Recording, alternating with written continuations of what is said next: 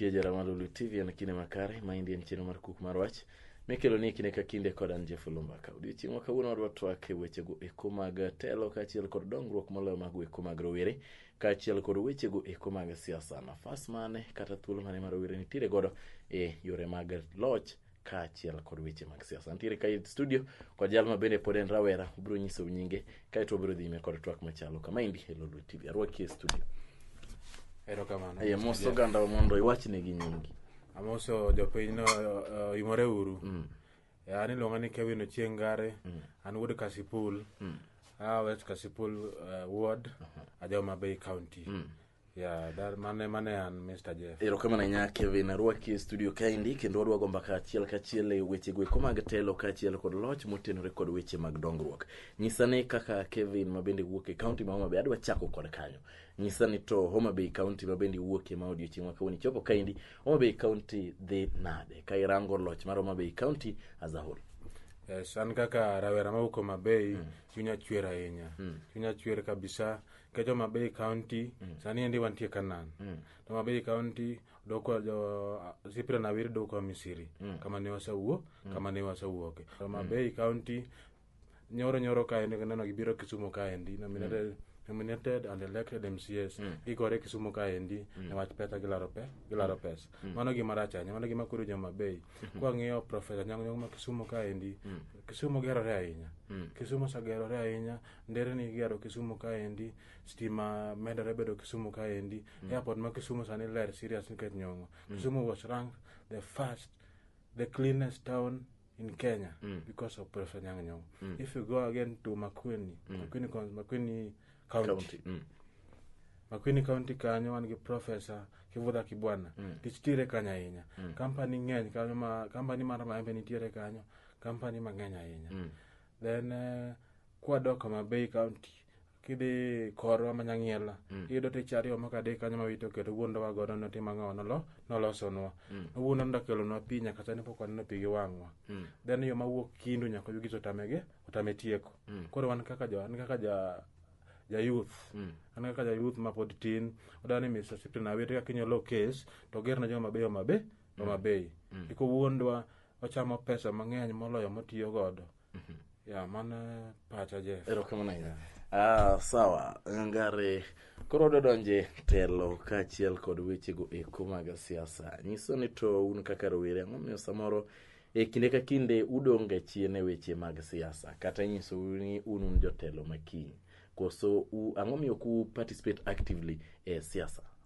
Mr. Jeff, an kaka wan rowere, gimomonwa participate actively e politics, waonge pesa. Siasa mar Kenya kanya kibede gi pesa. Kidhi japiny kana neno pesa mitimo nade? Japiny ni mondo ogonye. Kineno Dr. Uma ochako Sauti Kuu Siaya.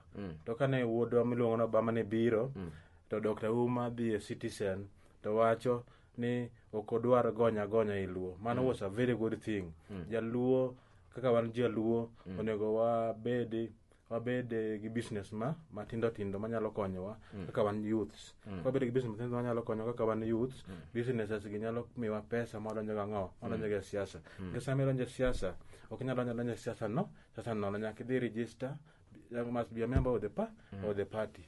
You must register with the IBC. You must pay some amount. For example, I want to be the governor of Homa Bay County. I have to pay almost 1 million to become the governor. Most of the youth doesn't have that 1 million so that they can become the governor of Homa Bay. That's the reason why we youth cannot be in politics. Then another thing, there is this say that one jotelo maki.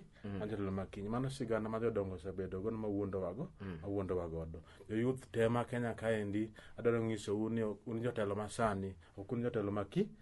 Kinyo kinyi kata kiny ne bi. Chiemo michamo mesa sani, chiemo mikwano, chiemo makinyo okikwan. To wach mar gonya kata gonya konya mwinjo kiwacho niri. Ka warange matut to onego warange ni to ang'o makelo gonya konya ni iri. Ke samoro oganda osebedo gi chan e thuolo malach, to ang'o manokelo chan ni iri. Momiyo sani koro oganda nyaka doka chien kendo ni gonya ikonya. Problem owuok kanye kapok jogonya konya gi obiro. Ng'ama nokelo problem? Mr. Jeff, problem no wuok chon. Josiasa ong'eyo ni ka youth magin wan gi mon waonge gi pesa to biro dhi irgi ndalo mar siasa ni gigonyo mano ok wadwa. Gonya ni endi obiro kendo nikech sirikal otamore miyo vijana tich. Koro samionge tich to ok dinind kech. Koro nyaka imany yo minyalo godo pesa. Mano miyo wadhi kuom joma nigo mondo joma nigo ne ogonyo mondo aneno kaka nyalo chiemo, aneno kaka nyalo pidho nyithinda, aneno kaka nyalo rwako lewni, aneno kaka nyalo chulo rent. Nikech ok anya dak e bungu. Nyaka dak mane ot Mr. Jeff.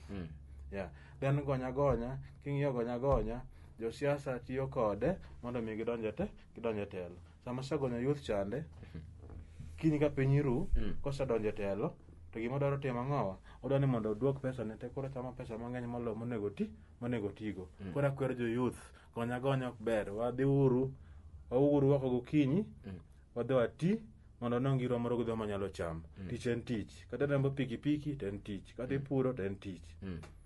Kata uso mtore bath ndara to en tich. To jotelo mosebiro ka wayiero gi bende gi create no that space mondo mi yudi thuolo ma bende inyalo yudo omenda moro matin michako godo biashara ni moro kamoro kata inyalo yawo godo duka kamoro. Bende gi create that opportunity ma ka gi campaign na kwacho ni oyo wabro ensure ni jo rowere duto oyudo tich kata oyudo wala matindo ma ginyalo kawo gi chak godo andigi giwegi. Be ma timore? Yes, mano timore. To timore. Kenya is very corrupt. There's nepotism in Kenya, tribalism in Kenya. Tribalism was devolved to become nepotism in Kenya. Nowadays, ka governor, kata ka MCA, kata ka MP moro osayudo gima osadhi moyudo lemono to create no da mana jogi mondo jogi timang'owa mondo jogi obed kanyo. Mano watamore. Wadwaro ni mondo sama governor kata MP moro osenwang'o nafas to kawo ji te equally. Kaka koro Mabei County awete dhi ondiko mana jokorgi te. Kata kineno ndara mawuok Mabei County kineno ndara onego gero kowuok Kindu Bei nyaka Ugis tineno ka ndara ni branch ka awete mokwongo. To min awete ber molo jopiny. Ndara mar jopiny monego ger mokwongo koka jatelo gero ndara to gero ndara to ondiko jodalagi nade jodalagi jok matiyo Mabei County duto wuok korga wete. Mano ok en adieri. Ok awacho ni ji duto matiyo Mabei wuok korga wete. Keto Mabei duong'. Joma tiyo county government ma Mabei half margi wuok korga wete. Then kata kwang'iyo nikech wan gi private sector be Mabei dong. Private sector ma koro ndiko jok moko mopogore Mabei. To in gadier ni jogi kima ok ondiki gi samoro ne konyis ji ni oro kwayo to samoro joma ne oro kwayo ne gin mana jok ma wuok yo korgi awete kon. Kata imba ng'eni sauro kwayo. Sauro ga kwayo ga. Imba ng'eni sauro kwayo. Sauro kwayo. Sauro kwayo idwa kata mana bede minister moro county government. County government gin gik ma bedo plan prior. Koro kioro kwayo to kwayo ni chandi tiyo ga tiya kaka scapegoat ni jior kwayo to fulfill the constitution of Kenya. But ona kwayo majunin ma kioro kwayo ka oro kwayo ada karana mana bed ja rimo maraweti tati mang'owa timiya gima oro gima kwayo ma oro no. Nikech nitie ndara moro migero nitie ndara migero from Ugis to road. Ugis road. You know it? Ang'e. Ndara no. Nitiere vijende ywak kor gweng' mang'eny ahinya. Vijende wacho ni ndara no kodhi ka chief kata kodhi ka assistant chief to jogo dwaro ni mondo mi ogol gimoro matin. Vijana ywak seriously. Mondo gitim ang'o e ndara. Gidwa lose. Nitie vijana mong'eria manyalo riembo tipa. Nitie vijana manyalo tiyo mjengo e ndara. Nitie vijana manyalo dhi kokore mondo mirego mwalo tie wach mwalo. Vijana nyalo dhi kanyo to konyo tije moko thindo. Kata ka security giendi kata kaka yore nde ja pikipiki monego ringa wang'ayo from Ugis nyaka rodi gotieno. Ok nyakero ng'ada achiel nyakere kata ji moko 5 kata ji 10 mondo vijana nwang' tich. To ka gidhi kwayo tinyiso gi ni giwuo gi chief. Ka gidhi kwayo vijana mono wuok kode gweng' mana dhi dala. ka gidhi kwayo tich make kanyo. Waduogo wakaw break matin kaeto wadhi nyime kod chenro mar Kuku mar Wach kawuok e Oloo TV. Ka bende watemo loso e weche goeko kata ndong'e kata challenges kaketo gi dho wagunda mar rowere kadhi e kaunti mopogore opogore. Antiere kaendi kod rawera ma bende wuok e kaunti mar Homa Bay.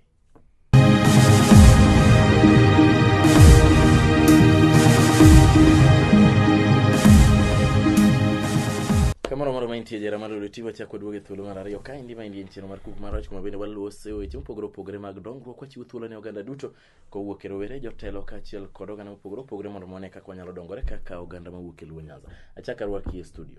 Chaki wach ne oganda wa nyingi. Nani luonga ni Kevin Ngare. Homa Bay Homa Bay County Kasipul constituency West Kasipul ward. Erokamano. Awuok e dala ma Nyabor. Erokamano ahinya Kevin. Achako arwaki e studio kaendi. Iwacho ni wang'a pamo mopogore opogore kata pige poko losi Homa Bay kun mamoko. Wang'a pagi kio samoro pod gintiere process. Samoro time frame margi wacho ni duration onego bed kata 1 year or 2 years mondo mi olos gi girum. Mr. Jeff in Ward Homa Bay. In Homa Bay County.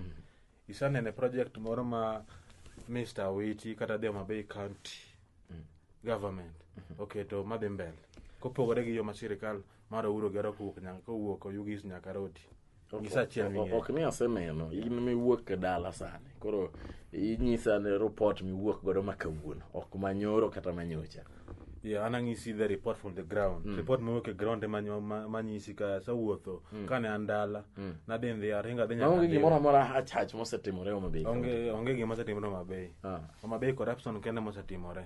Corruption kende mosetimore Homa Bay. Mane gima ng'eyo kende nikech ka pod aduogi mana Kisumu kaeni. Ino kaka jogo ne gore ka.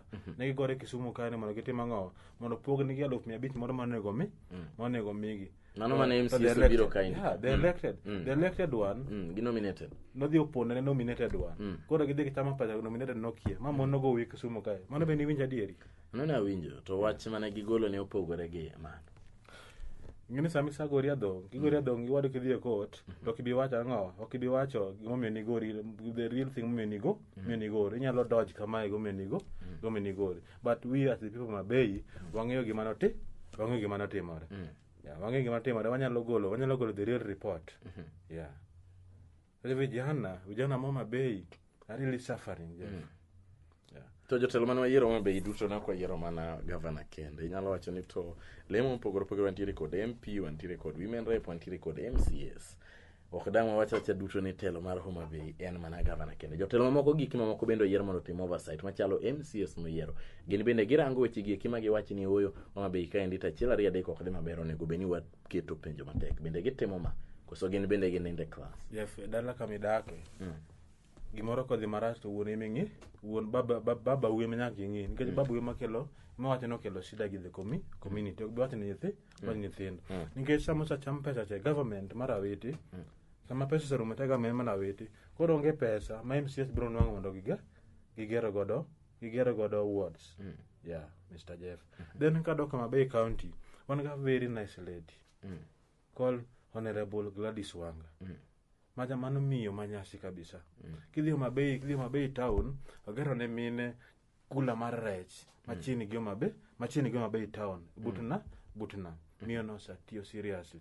Sana neno ka nitie nyiri moko ma pod tindo mane higni 12 gi higni 20 ma pod dhi school. Waneno komiyo the sanitary pads mondo gitim ang'o mondo okonygi mondo migi somo maber. But pok waneno ka our father miluongo ni governor Cyprian Awero timo kamano. Ma higni duto gima Awiti osetiyo onge gima ineno ka osetimo kata achiel. Ok aneno. Gima Awiti osetimo kata achiel pok aneno. Anyalo ng'isi an kana pod dhi school. Asomo nyaka. To unu be usetero penjo maru kaka jo piny kata ne county. Penjo marwa usedhi kanyo to wacho ni oyo wan to kwane ka itiyo nwa tich makare kaka joma nogo ombulu Homa Bay. Kichune manu ling'o ombulu. Jeff wasagombo dhi ka governor. Bar kidhi ka governor tiging'i mana gi dhoge to Kenya donjo nyaka ka governor yeye kaka wan youth. Ka governor mar Cyprian Awiti kidhi nyaka ibed ni an MCA kata ibed somebody is very important in Homa Bay County. Ka in president of the poor kaka antiere ni giluongo ni president of the poor. In president of the poor Mabei County. Ya kamano ka giluongo to Mabei County. Waneno ga kaka wadhi to wayudo samoro ji kanyo kata wabe wadonjo to wayudo ka ji be odonjo kanyo ok gin ji ma special ahinya kamano. Jok mineno kanyo go nyabe nigi wuo gin wede aweti. Wede aweti mineno ko donjo kanyo wan kaka jok the poor community. Ok nya yieno na donjo kanyo. We pok no yieno. Diche mo mana temo donjo kanyo. Ana kada gi pichni ge si mena go picha. Atemo donjo nyaka ka official riko malo. To ka governor natemo manyo governor to naka no governor. Ok samo ni onge appointment. Ngene governor be ngamo dich ma samoro idwani. Kidwane ne to nyaki losa barua moro to iwach ni to specifically dwane no governor because of ABCD to nyisi ni oyo an thuolo diuchieng' ma kama ibi mondo wawuoye weche. If appointment sometimes wan gi gimiluongo ni emergency. Emergency ok nyaka get an appointment. Emergency can an appointment to that person is going to die. Kata kino hospital, the first, ngama tuo kabisa mi priority. Donjo direct moko tinga no. Moko ndika moko pass through the process. The process biro bang. Kaka wan youth, kon jokuoge. Kata nyalo visa wit ma kwal gimoro adhigo. Ok nyal rejes. Koro wan gima wacho kaka youth. Abito ya office obed free. Kadipo ni kinyo lobu nikech bora ne boko ng'e kaka nyalo dhi bora ne benya be take seriously. Anyisa ni to un kaka rawere e weche mag dongruok kata mar piny mar Kenya uneno na aneno ka jatend piny mar Amerika no biro ka indisia kendo no yawo ne oganda kama bende ginyalo dhi mondo mi gitiegre. Okang'eyo ni to ineno nade jotelo ma wan godo poko timo initiative machalo kama indi poko neno ka gin bende gichako. Iparo nade ki compare gima notimore Siaya kod kaka waseneno jotendwa duto. Mr. Jeffero kamano kuom kelo point no. Point so bedo kata go chunya seriously. In the whole Africa. In the whole Africa we have when I call them the whole Africa, in the whole world. We have 4 icons. Icons for democracy. Fathers of democracy. You have one of them is celebrating 100 years today. That's called Nelson Mandela. Nelson Mandela created a job for the youth. Another one is called Mahatma Gandhi. Mahatma Gandhi is coming from India. Mahatma Gandhi created a job for the Indians. Even in Kenya here you can see DJ Matime Kenya kama ng'eny gin mag jo India. Kidhi e supermarket stemane Kenya ka jo India ma control gi. Gi control because Oloo no golo wangi gi jatelo miluongo ni Mahatma Gandhi Mr. Jeff.